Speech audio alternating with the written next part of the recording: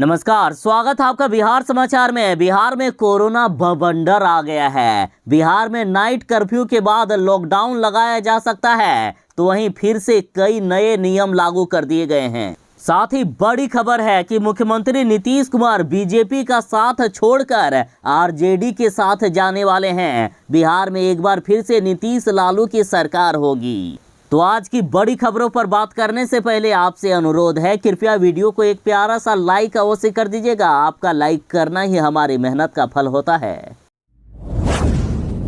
Corona ने एक बार फिर से बिहार के साथ पूरे देश में तबाही मचा दी है, तो इधर फिर से सताने लगा है लॉकडाउन का डर। घर लौटने लगे हैं प्रवासी बिहारी। कहा जा रहा है कि 21 जनवरी के बाद बिहार में भी लॉकडाउन लगा दिया जाएगा और उससे पहले देश के कई राज्य लॉकडाउन हो जाएंगे। तो लॉकडाउन का वो फिर से दर्द प्रवासी मजदूरों को ना झेलना पड़े, इसलिए अभी से ही बिहार लौटने लगे हैं प्रवासी मजदूर। अब फिर से ट्रेनों में वही भीड़ देखने को मिल रहा है। बिहार तो ये लौट रहे हैं, लेकिन फिर से उन्हें रोजी रोटी की समस्या सताने लगा है, क्योंकि पिछली बार भी सरकार ने वादा किया था कि किसी को भी मजबूरी में बिहार से वापस दूसरे राज्य नहीं जाना होगा। लेकिन नीतीश सरकार के सारे वादे फेल हो गए और मजबूरी में बिहार वालों को दूसरे राज्य जाना पड़ा काम करने के लिए। और बिहार लौट रहे सभी मजदूरों के चेहरे पर मायूसी साफ झलक रही है। लोग काफी डरे सहमे हुए दिख रहे हैं।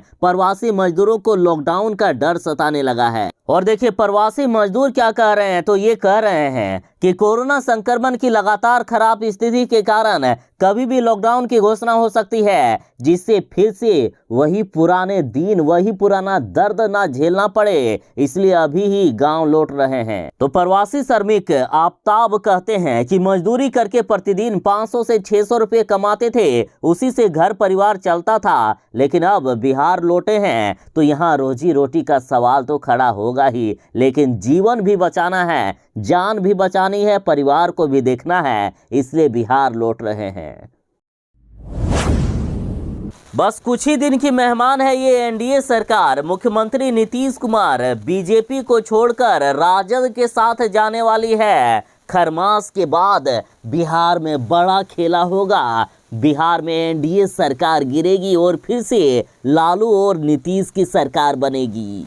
देखिए आरजेडी से जगदानंद सिंह ने मुख्यमंत्री नीतीश कुमार जी को बुलावा भेजा है। कहा है कि जातीय जनगणना पर यदि बीजेपी साथ नहीं दे रही है तो छोड़ दीजिए बीजेपी से गठबंधन, हम आपका साथ देने के लिए तैयार हैं। और सबसे बड़ी खबर तो ये है कि तेजस्वी के ऑफर को जदयू ने शुक्रिया अदा कर दिया है, यानी जदयू की तरफ से इस ऑफर को स्वीकार कर लिया गया है। बिहार में 5 साल पुराना इतिहास एक बार फिर से दोहराने वाला है। राजद ने मुख्यमंत्री नीतीश कुमार जी को खुला ऑफर दे दिया है कि वह जातीय जनगणना के मसले पर बीजेपी को सबक सिखा दें। तेजस्वी यादव उनके सरकार को नहीं गिरने देंगे। और बड़ी बात तो यह है कि कुछ ही घंटे में जदयू ने तेजस्वी यादव के ऑफर को भी स्वीकार करके शुक्रिया अदा कर दिया। साथ ही भरोसा दिलाया कि नीतीश कुमार हर हाल में बिहार में जातीय जनगणना करा कर रहेंगे, चाहे उसके लिए कुछ भी करना पड़े। बता दें कि आरजेडी से जगदानंद सिंह ने तेजस्वी यादव की तरफ से कह दिया है कि बिहार की जनता बिहार में जातीय जनगणना कराना चाहती है। मुख्यमंत्री जी, अगर भाजपा के मंत्री आपका सहयोग नहीं कर रहे हैं तो तुरंत ही उन्हें मंत्रिमंडल से बाहर कीजिए। अगर सरकार संकट में पड़ी तो महागठबंधन आपका साथ देने को तैयार है। बिहार में हाड़ कपा देने वाली ठंड आ गई है, लेकिन अभी ये कुछ नहीं है, इससे भी ज्यादा ठंड बढ़ने वाली है। बिहार में कोहरा के बीच बारिश का अलर्ट जारी कर दिया गया। बिहार के 11 जिलों में बारिश होने का अलर्ट जारी किया गया है। मौसम विभाग ने कहा है कि इन जिलों में बारिश हो सकती है। पश्चिमी चंपारण, सिवान, सारण, पूर्वी चंपारण, गोपालगंज, बक्सर, भोजपुर, रोहतास, भभुआ, औरंगाबाद, अरवल के साथ कई अन्य जिले भी शामिल हैं। तो वहीं मौसम विभाग ने कहा है कि बिहार के कई अन्य जिलों में 7 से 9 जनवरी के बीच हल्की बारिश होने की संभावना है। तो वहीं शीतलहर और कड़ाके की ठंड से बिहार में अभी निजात नहीं मिलेगी। अगले 4 दिनों तक पूरे बिहार में कोल्ड डे की स्थिति जारी रहेगी। पूरे बिहार में अभी कंपकपी और भी बढ़ने वाली है। यानी अभी वाली ठंड कुछ नहीं है, अगले 4 दिनों में बिहार में और भी ज्यादा ठंड बढ़ने वाली है। हाड़ कपा देने वाली जानलेवा ठंड आने वाली है, तो जरा सावधान रहिएगा, बच के रहिएगा।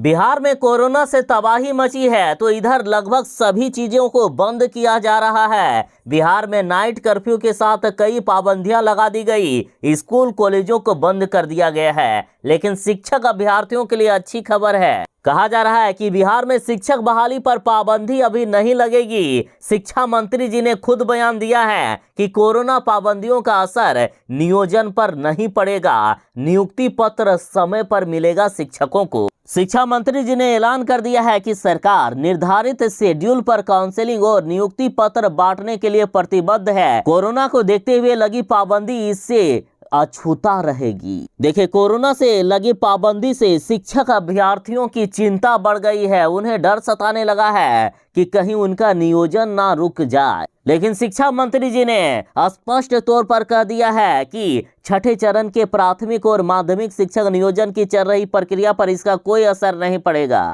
कहा गया है कि 10 जनवरी से 25 जनवरी तक चलने वाली छठे चरण की नियोजन प्रक्रिया के तहत चयनित अभ्यर्थियों को नियुक्ति पत्र बांटने में कोई तकनीकी बाधा नहीं होगी। निर्धारित शेड्यूल के साथ काउंसलिंग होगी और नियुक्ति पत्र भी दे दिया जाएगा।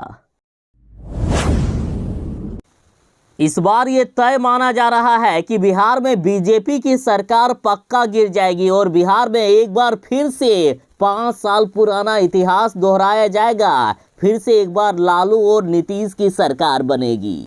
अब आरजेडी के बाद नीतीश को कांग्रेस का भी ऑफर मिल गया है। कहा गया है कि बीजेपी का साथ छोड़िए, हम आपका साथ देंगे। मुख्यमंत्री नीतीश कुमार जी जातीय जनगणना कराना चाहते हैं, साथ ही बिहार को विशेष राज्य का दर्जा दिलाना चाहते हैं, लेकिन बीजेपी वाले ऐसा नहीं चाहते। तो इस पर आरजेडी ने कहा है कि मुख्यमंत्री जी छोड़ दीजिए आप बीजेपी का साथ, इसी में बिहार वालों की भलाई है। और उसके बाद अब कांग्रेस ने भी मुख्यमंत्री नीतीश कुमार को खुला ऑफर दे दिया। कहा है कि अगर मुख्यमंत्री नीतीश कुमार बीजेपी का साथ छोड़ देते हैं तो कांग्रेस उनका साथ देगी। कांग्रेस प्रवक्ता राजेश राठौड़ ने साफ साफ कह दिया है कि अगर नीतीश कुमार राज्य हित में कोई निर्णय लेती है तो कांग्रेस भी उनका पूरा समर्थन देगी। यानी पूरा महागठबंधन मुख्यमंत्री नीतीश कुमार के साथ आ गए हैं। अब बिहार में बीजेपी का पत्ता कटते हुए नजर आ रहा है। कांग्रेस प्रवक्ता ने कहा है कि जातीय जनगणना और विशेष राज्य के मुद्दे पर बीजेपी लगातार नीतीश कुमार का विरोध कर रही है। ऐसे में नीतीश कुमार को निर्णय लेना चाहिए और एनडीए से अलग हो जाना चाहिए, क्योंकि ये ही राज्य हित में है। और बड़ी बात तो ये है कि मुख्यमंत्री नीतीश कुमार की पार्टी ने राजद के ऑफर को स्वीकार करते हुए उन्हें शुक्रिया अदा भी किया है।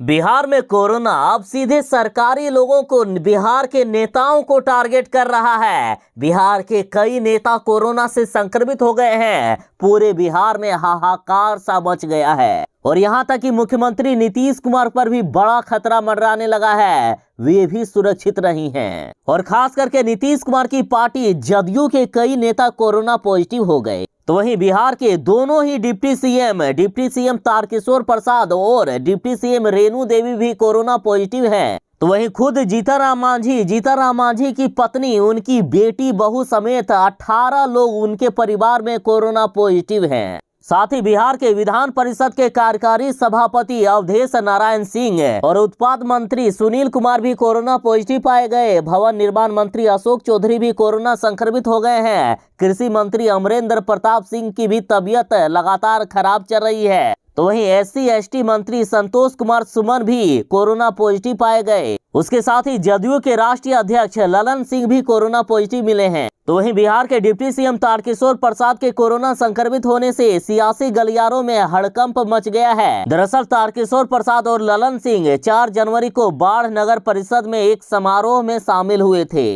इस तरह से बिहार की राजनीति में कोरोना ने धावा बोल दिया है। अब लगातार नेता लोग कोरोना पॉजिटिव हो रहे हैं।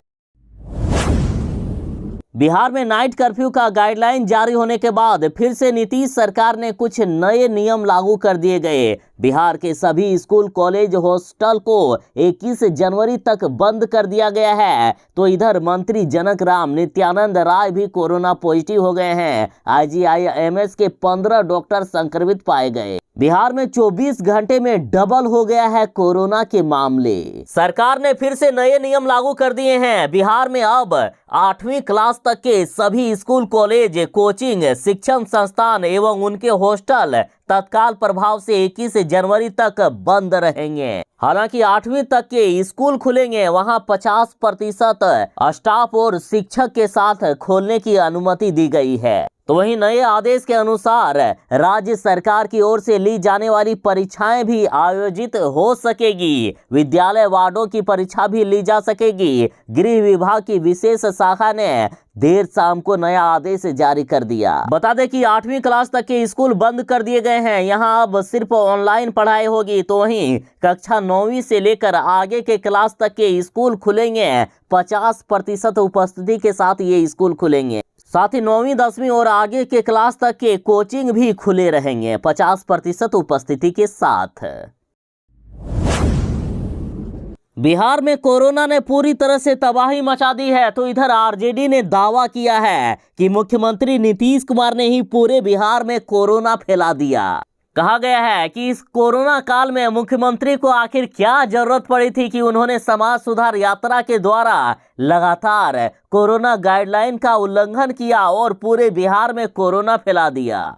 मुख्यमंत्री नीतीश कुमार के समाज सुधार यात्रा में काफी भीड़ देखी गई और ऐसे में लोग बिना मास्क और बिना सोशल डिस्टेंसिंग के नजर आए और जिससे पूरे बिहार में मुख्यमंत्री नीतीश कुमार के कारण ही कोरोना फैल गया है। और इधर बिहार के कई नेता भी कोरोना पॉजिटिव पाए गए। तो इधर ETV भारत ने कहा है कि इन नेताओं की लापरवाही का खामियाजा बिहार की आम जनता को भुगतना पड़ रहा है। ये लोग लगातार कोरोना गाइडलाइन का उल्लंघन करते हैं, बिना मास्क के ही लोगों के बीच चले जाते हैं और ऐसे में बिहार की आम जनता कोरोना का खतरा झेल रही है। कहा गया है कि बिहार के कई नेताओं के कारण ही बिहार में कोरोना फैल रहा है। देखिए साहब, कोरोना काल में यदि ऐसी लापरवाही करोगे तो खुद तो मरोगे ही, खुद तो जाओगे ही और इधर पूरे बिहार को भी ले डूबोगे। अतः कोरोना गाइडलाइन का पालन सभी अवश्य ही करें। देखिए, कोरोना अभी नया नया है। अभी शुरुआती दौर में जिसको कोरोना पकड़ लिया समझिए कि वो गया, क्योंकि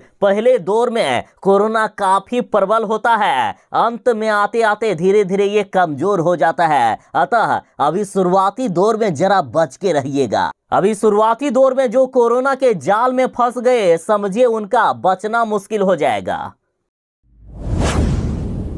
राजद ने ऐलान कर दिया है कि बिहार में अब तेजस्वी की सरकार होगी। मुख्यमंत्री नीतीश कुमार और लालू यादव की पार्टी राजद मिलकर बिहार में सरकार बनाएगी। बीजेपी से अलग होंगे मुख्यमंत्री नीतीश कुमार। साथ ही राजद को भरोसा है कि राजश्री कराएगी राज तिलक। आरजेडी कार्यकर्ताओं को नई बहू पर भरोसा, कहा रेचल आई, अब आएगी तेजस्वी की सत्ता।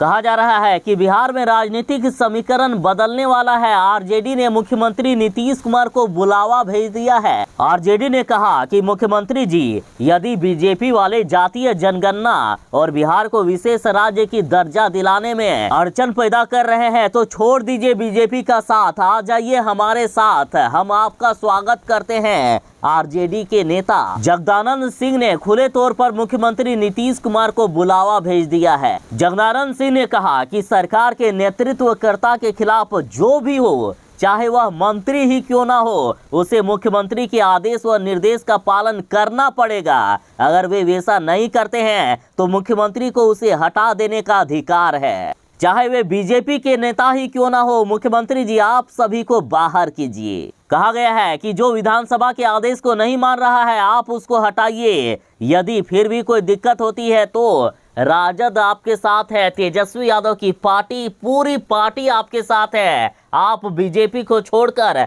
आ जाइए हमारे साथ, हम मिलकर बिहार में सरकार बनाएंगे। तो अब जदयू को भाने लगा है आरजेडी का साथ। कुशवाहा ने जगदानंद सिंह का जताया आभार, तो बीजेपी पर किया वार। अब नीतीश कुमार की पार्टी जदयू भी राजद के बातों का समर्थन में आ गए हैं, राजद की बातों का स्वागत किए हैं। बीजेपी के लिए बिहार में बड़ी मुसीबत आ गई है, बिहार में बीजेपी की सरकार हट सकती है। कोरोना अपडेट की बात करें तो बीते 24 घंटे में बिहार में कोरोना ने तबाही मचा दी है। पहले से कई ज्यादा नए मामले सामने आ गए, पिछले सभी रिकॉर्ड टूट गए हैं। सिर्फ पटना में पिछले 24 घंटे में 1407 नए मामले सामने आ गए और पूरे बिहार में 2379 नए कोरोना पॉजिटिव मरीज मिले हैं। तो वहीं बिहार में एक्टिव मरीजों की संख्या 5700 से भी ज्यादा हो गई। जहां पूरे बिहार में 2379 नए मामले मिले हैं, तो इधर मात्र 289 लोग ठीक हुए हैं। मतलब लगातार बिहार में कोरोना तबाही मचाने लगी है। तो आखिर कहां कितने मामले मिले, आप ये भी जान लीजिए। तो देखिए, बिहार के अररिया में 19, अरवल में 10, औरंगाबाद में 13, बांका में 12, बेगूसराय में 71, भागलपुर में 27, भोजपुर में 24, बक्सर में 8, दरभंगा में 24, पूर्वी चंपारण में 12, गोपालगंज में 4, जमुई में 8, जहानाबाद में 23, कैमूर में 3, कटिहार में 19, खगड़िया में 2, किशनगंज में 27, लखीसराय में 21, मधेपुरा में 3, मधुबनी में 36, मुंगेर में 20, मुजफ्फरपुर में 137, नालंदा में 25, नवादा में 10, पूर्णिया में 15, रोहतास में 15, सहरसा में 15, समस्तीपुर में 31, सारण में 52, शेखपुरा में 8, समस्तीपुर में 10, सिवान में 9, सुपौल में 4, वैशाली में 35, पश्चिमी चंपारण में 18 नए कोरोना संक्रमितों की पहचान हुई है।